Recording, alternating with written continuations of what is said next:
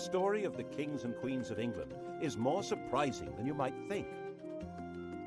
It's a fine drama, 1,000 years of tales of lust and betrayal, of heroism and cruelty, of mysteries, murders, tragedies, and triumphs.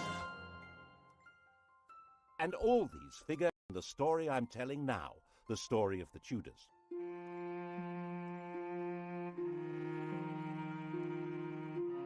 Above all, though, the story of this great dynasty of rulers is a tale of passionate love affairs and what happens when love and high politics collide.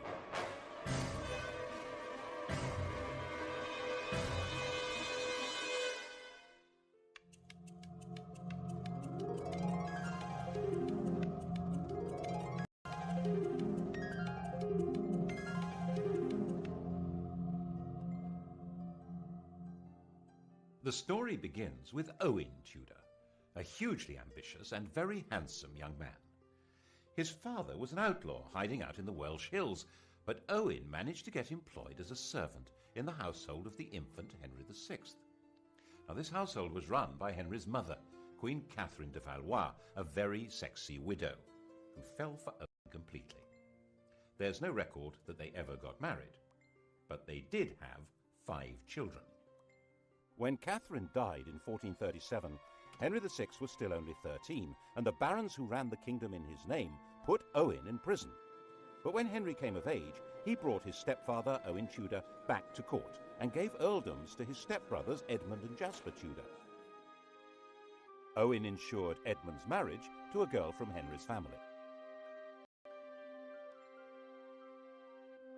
Edmund died very soon after the marriage, but his 13-year-old bride, Margaret Beaufort, was already pregnant. Their son was born at Pembroke Castle. He was named after the king, Henry Tudor. And Owen had a grandson with a blood connection to the House of Lancaster, the family of the king. They weren't actually the legitimate line. Henry of Lancaster, Henry Bolingbroke, had deposed his cousin Richard II in 1399 to become Henry IV. The thrones of his son and grandson, Henry V and VI, rested on that shaky foundation, which crumbled in the Wars of the Roses when the true heirs to the throne, the House of York, began to battle for their inheritance. Owen Tudor stood squarely with the Henrys, the Lancastrians. That, after all, was where he had invested all for them. Beheaded by Yorkists in Hereford Marketplace, he was the last Tudor to lose his head. But as we all know, the Tudors would take up this approach to problem solving themselves, you might say, with a vengeance.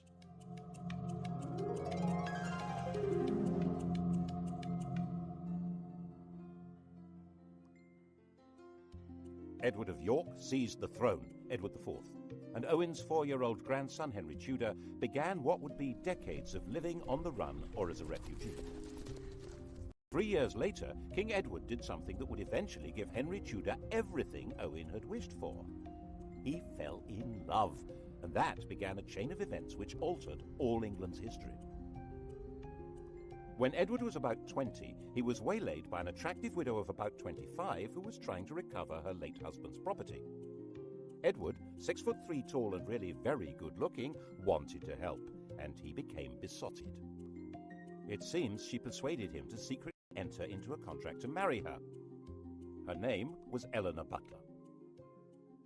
About a year later, in 1464, another attractive widow, 26 years old, pulled the same stunt, and Edward did it again. Unbelievable!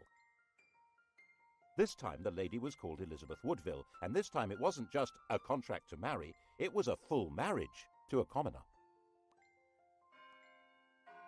When Elizabeth Woodville was crowned in Westminster Abbey, the whole of Europe was scandalized. Marriage was all about alliances of power and property. Marrying a penniless woman for love was simply disgusting. The negotiators trying to arrange a proper royal marriage were humiliated. And when Edward heaped honours, wealth and titles on Elizabeth's relatives, the Rivers family, the nobility of England were outraged. They were, quite frankly, getting completely above themselves. If anyone had known about Edward's promise to marry Eleanor Butler, things would have been even worse. But she was quietly shut up in a convent and died in 1468. As it was, Edward lost so much support that in 1470 he was actually driven out of England, and Henry VI came back to the throne. A few months later, Edward came back into London and regained the crown, thanks to the strong support of London merchants to whom he owed money, and even more, it was said, of their wives and daughters, who really seemed to have found him romantically interesting. Which, face it, Henry VI certainly wasn't, unless you fancied an elderly saintly scholar who'd lost his mind. In the battles that followed, Henry's son, another Edward, was killed, and King Henry himself, captured, disappeared into a prison and was never seen again. The whole male line of the House of except for one fragile thread, Margaret Beaufort and her 15-year-old son, Henry Tudor. Not that they had any claim to the crown. Of course, the Lancaster dynasty had begun by simply usurping the throne, but on top of that, Margaret's grandfather was illegitimate. A law had been passed to make him legitimate, but it also barred him and his descendants from the succession. And that would probably have been that, if it hadn't have been for Edward's little secret, which didn't emerge until Edward himself was dead. He was only 41 when he fell ill and died. His son, the Prince of Wales, also called Edward, was just 12 years old. Everyone refers to this young man as Edward V, but he was never crowned.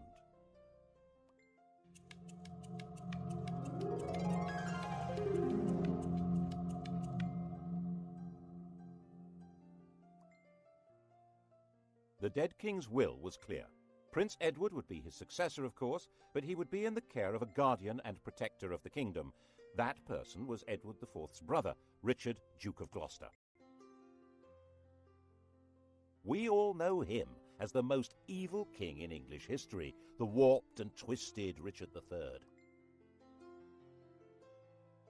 Richard had been, in effect, King Edward's vice-regent in the north, based in the city of York, and no one at that time said anything bad about him at all. But the Queen thought there was someone even better to run her son's kingdom. Her. King Edward IV had died at Westminster. Elizabeth immediately sent her brother and other members of her household rushing up to Ludlow, where Prince Edward was staying. The idea was to hustle him to London and install him before Richard even knew what was going on. Then she and her family, the Rivers, would have control of everything. Richard, of course, did find out what was going on and said he would meet up with the party as they brought the prince through Northampton. Okay? Okay. Except that when he got to Northampton, he found that the Rivers didn't have the prince with them.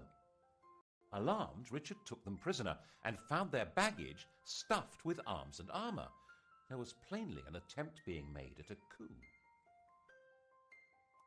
Richard nipped it in the bud. He found they'd secreted the prince in Stony Stratford, Elizabeth's family home. This was before blue plaques had been invented.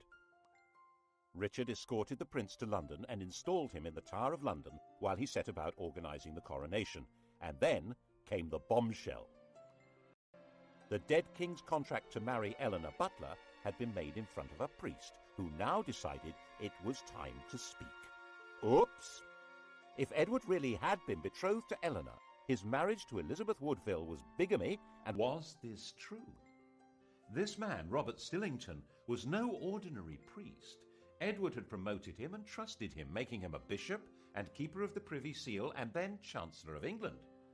But then Stillington became awfully friendly with King Edward's ambitious brother, the Duke of Clarence, and Clarence could not be trusted an inch. If Edward's children were illegitimate, Clarence would be next in line to the throne. Edward quickly had his brother sentenced to death and executed in private with no chance to make a public statement. Instead, the world was told Clarence had drowned in a butt of Malmsey, a barrel of sweet wine. Such a sad accident. Stillington spent a year locked in the Tower. After his release, perhaps nervous of the power of strong drink, he kept his mouth shut until Edward was dead. But now he spoke, and Parliament believed him. With Edward's children illegitimate and Clarence's disinherited when he was executed, Richard was left as the proper successor. He reluctantly accepted. Well, he accepted.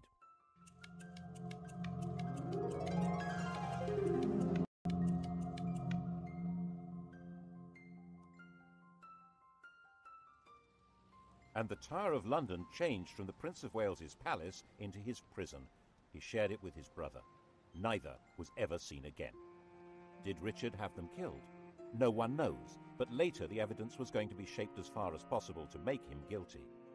He's been said to have personally killed Henry VI and Henry's son, whose widow he married, and done the dirty deed with Clarence and the Mumsy, quite apart from the murder of the princes in the Tower. The picture of Richard that's come down to us, the hunchbacked, sinister and ruthless tyrant, is a caricature painted after he'd been deposed and immortalised by the Tudors' greatest propagandist, William Shakespeare. One of the buildings inside the Tower of London was even given the name the Bloody Tower to associate it with Richard's foul murder of the princes, though they almost certainly were in a different building anyway. He'd certainly been a popular figure in the north of England, where his brother had charged him with healing the divisions of the Wars of the Roses, but it only took 4 months for a rebellion to emerge against him. The rival candidate was, of course, the boy across the water, now not such a boy, Henry Tudor. The House of York was now as extinct as the House of Lancaster. Henry Tudor was all there was for disappointed Yorkists as well as Lancastrians. And there were plenty of disappointed Yorkists. Richard gave positions, power and wealth to men he trusted, whom he'd got to know in the north of England, leaving a lot of southerners out in the cold who thought they could do much better under a more sympathetic French soldiers. Owen Tudor's grandson landed at Milford Haven in Wales on the 1st of August 1485. 3 weeks later, when he came to do battle at Bosworth, his force had grown by just 3,000 men. Richard came to the battlefield as rightful King of England. Before the battle began, he held a coronation ceremony, restating his right of true succession to the crown, a right which Henry Tudor did not possess at all. Actually, given the fact that his family was specifically barred from the succession, he had pretty much less claim than anyone else there. But that's not how things were working out. Richard III was the last English king to die on a battle. The crown of England was found lying under a bush at the end of the Battle of Bosworth and placed on Henry Tudor's head. And Henry understood how you rule England. Not by winning over great nobles, they'd pretty well all been wiped out, but by winning over public opinion. The pen is mightier than the sword, especially when it tells the story of what happened.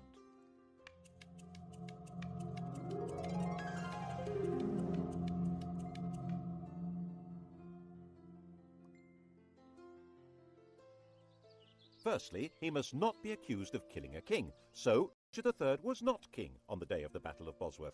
Henry Tudor dated his reign from the day before the battle.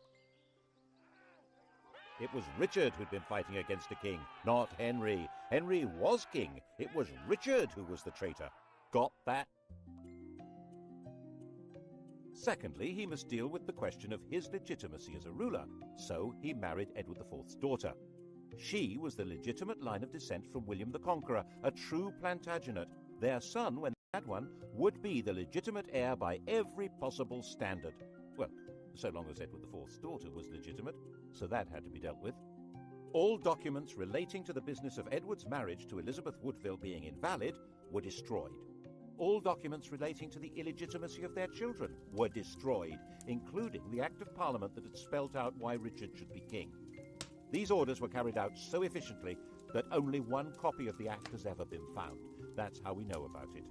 Other evidence may have existed, destroyed even more efficiently. And if the children were not illegitimate, then of course Prince Edward had been the true King of England, and Richard was a regicide. What a villain! Assuming, of course, that Richard had been responsible for the boy's death. Well, he couldn't be alive, because if he were, he, and not Henry Tudor, would be the rightful king.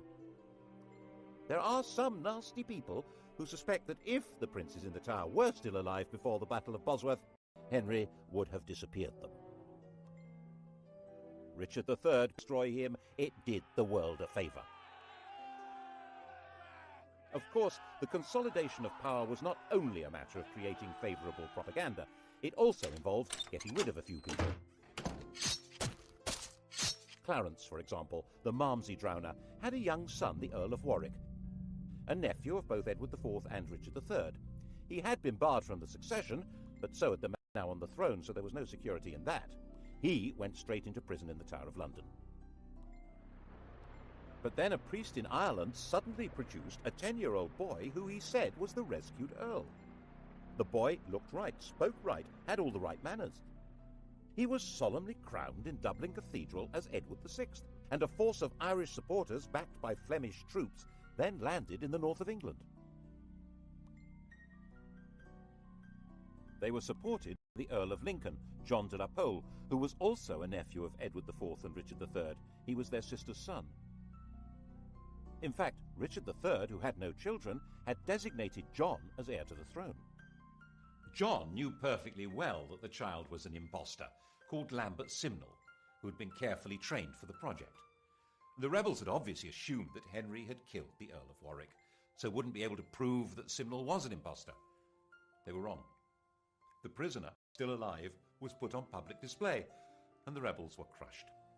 But never missing a trick, Henry forgave the child and gave him a job in the royal kitchen. He grew up to be a royal falconer. Another impostor appeared in 1492, this time claiming to be the younger of the princes in the Tower, Richard, Duke of York. His real name was Perkin Warbeck, and he stayed on the continent collecting support from anyone who fell out with Henry. Henry had persuaded Parliament to set up a special court to try members of the nobility who were a threat to the crown. A number of Warbeck's supporters suddenly found themselves arrested, tried for treason, and facing execution. This court was to become the notorious Court of the Star Chamber. Perkin was a constant irritant, first trying to invade from Ireland, then teaming up with the King of Scotland, and finally in 1497 he raised a rebellion in Cornwall, which Henry crushed, and promising leniency persuaded Perkin to surrender. Perkin was imprisoned in the Tower, which of course already housed Clarence's son, the Earl of Warwick. And of course it wasn't long before evidence appeared that the pair of them were plotting a joint escape, and that was the end of both of them.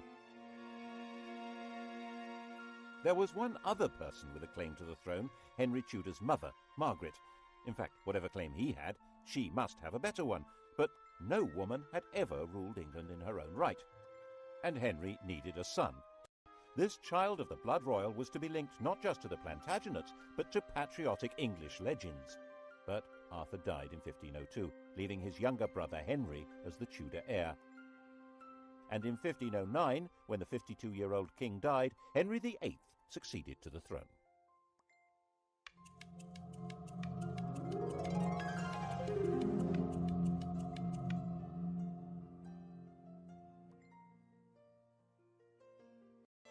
He was the perfect king, a king out of the storybooks.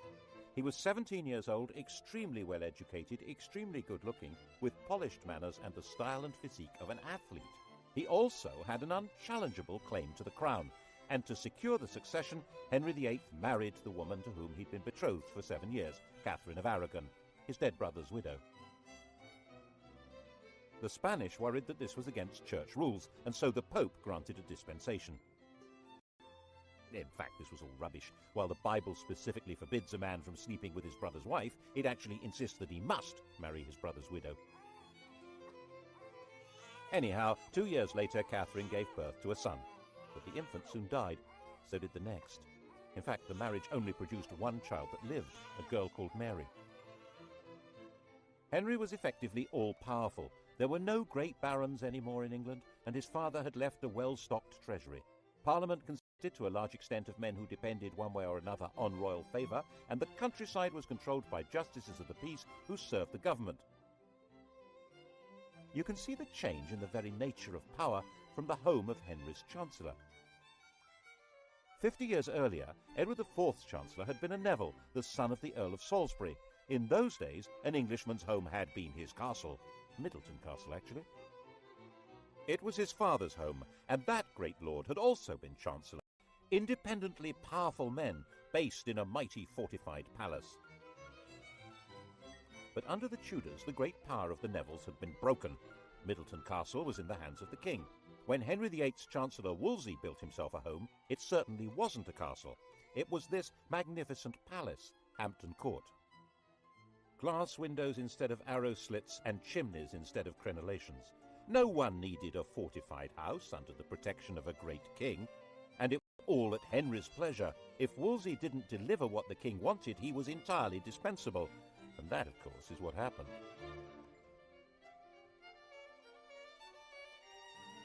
The royal marriage was haunted by the ghost of their dead sons.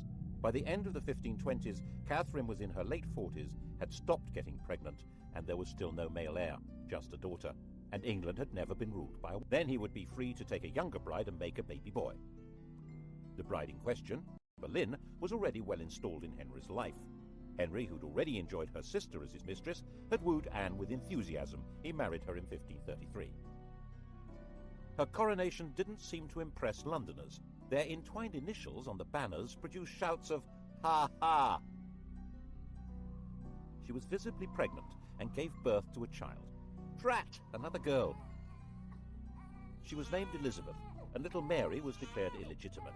The legality of this marriage must be sorted out before her next baby. That was Wolsey's job. He had to persuade the Pope that his predecessor should never have allowed the marriage to Catherine.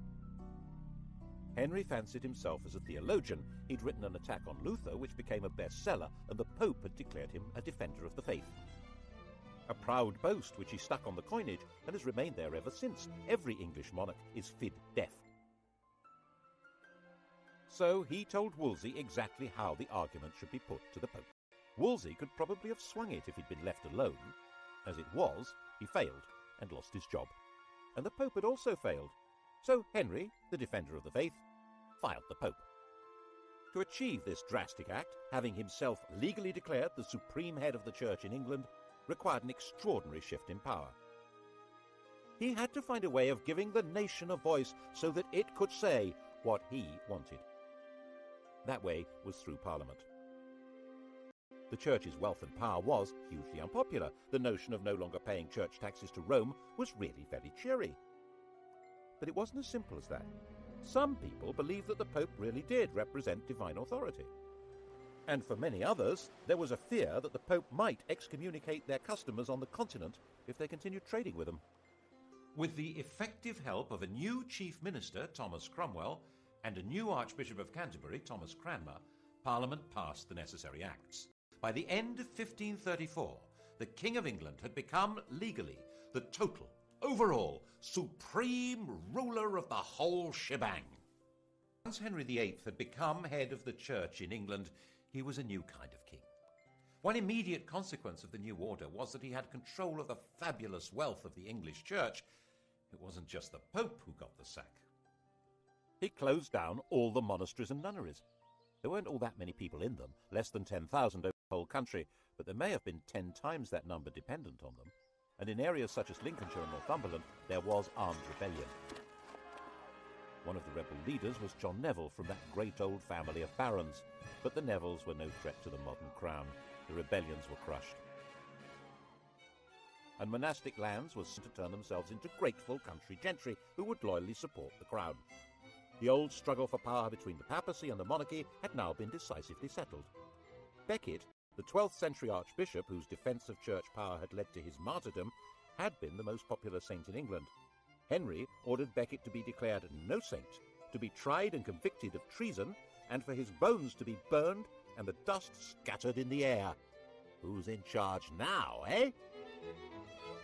What's more, in 1536 Catherine of Aragon died, meaning that the problem of the ex-queen had gone away. He and Anne Boleyn dressed in bright yellow to celebrate. 4 months later, he was told that Anne had committed adultery. Henry was surrounded by courtiers jockeying for influence, forming alliances, factions, to do down those who might damage them. And Anne became a victim of an organised campaign by those who felt endangered by her faction. Whether it was true or not, no one knows, because Henry's fury was so total that her trial and those of her supposed lovers was a travesty. She might indeed get pregnant with a boy, but then its parentage would be in doubt, and she might not. She'd miscarried at least twice since Elizabeth's birth. Without a legitimate son, it had all been for nothing. Anne was imprisoned in the royal lodgings in the Tower of London.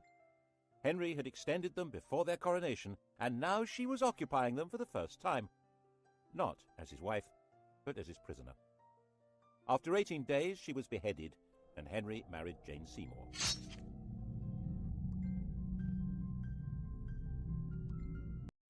England after the death of Anne Boleyn was a kingdom like no other.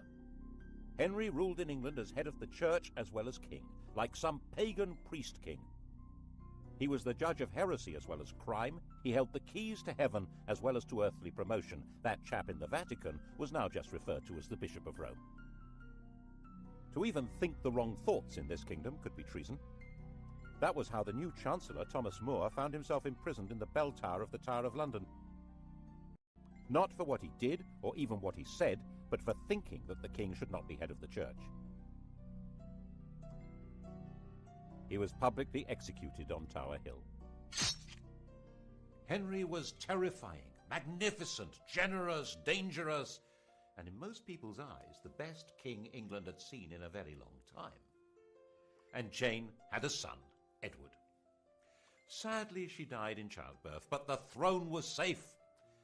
His only problem was abroad, and by 1539 it did begin to look as though the Bishop of Rome might be lining up some muscle against him.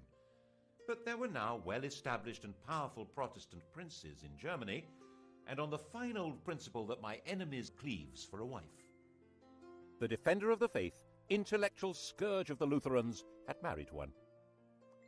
Actually, neither of them was much interested in theology, or in each other.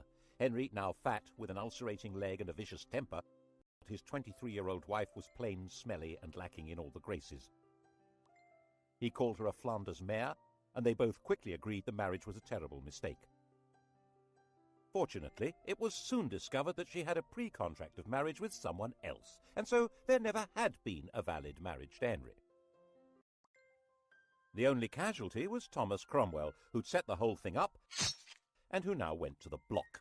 Well, him and one of Anne's ladies-in-waiting, Catherine Howard. Her destruction began when More's ended. She was a kind of well-connected Monica Lewinsky figure, a teenager with sex on her mind who wanted to seduce the most powerful man around. And he fell for her and married her. And when she carried on being sexy and had sex with other men, he flew into another tempestuous rage and had her beheaded. Her lovers' heads were mounted on London Bridge. Henry decided to marry John Neville's widow, Catherine Parr. She was extremely nervous, but had no choice.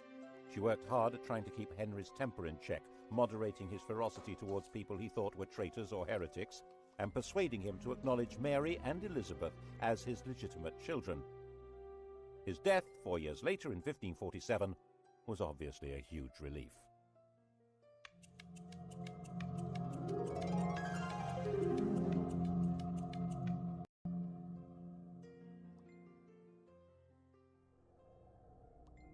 Henry had succeeded in leaving a son, but only just.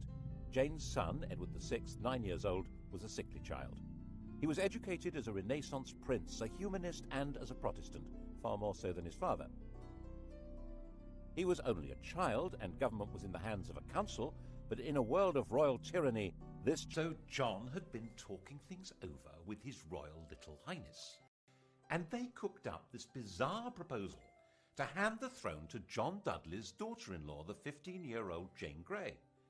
She was Edward's first cousin once removed, not exactly next in line for the throne, but Protestant. The hereditary principle was a bit medieval, don't you think? Give that girl a crown. Jane knew absolutely nothing about what was being planned for her, and when she found out that she was to be queen, she fainted in shock. England had been swindled, and knew it.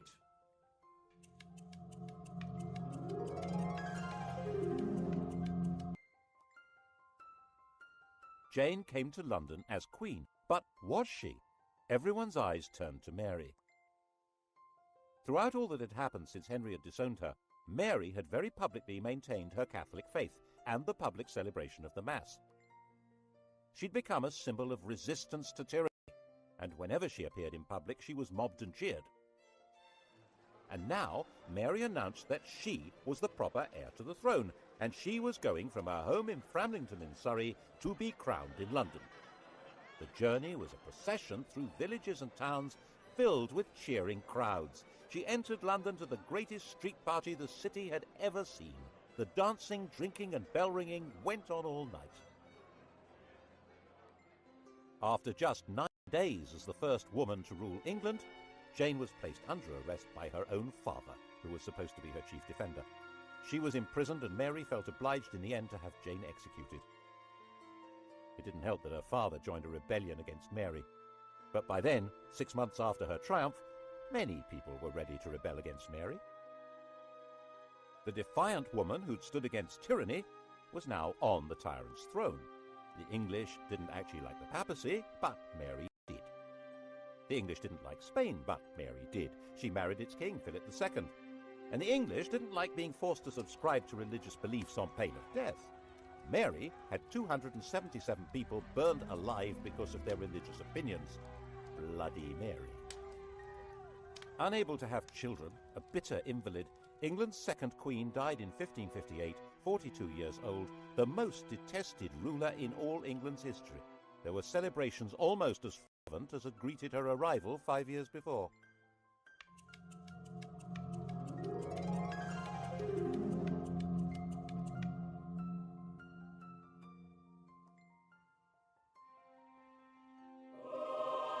Her sister Elizabeth came to sit in that terrible seat and be crowned by the grace of God Queen of England, France and Ireland, defender of the faith and supreme head of the Church of England and Ireland, even though there was not a single yard of French soil actually ruled by England.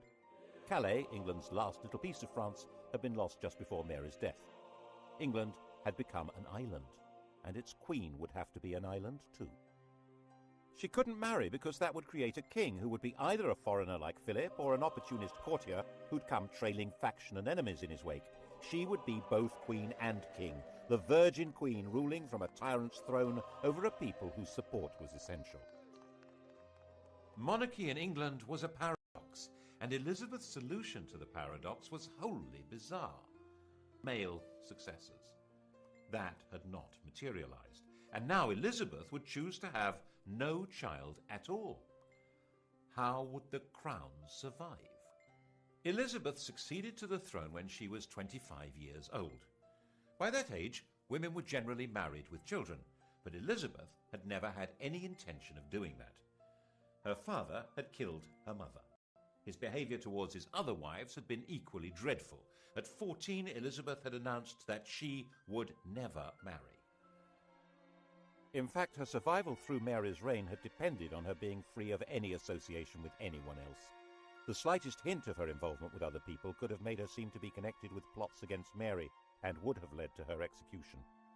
She stayed mute, giving no sign of a religious, political, or emotional attachment that might destroy her. By the time she came to the throne, the persecutions of her predecessors had left it a stark and lonely place. 9 bishops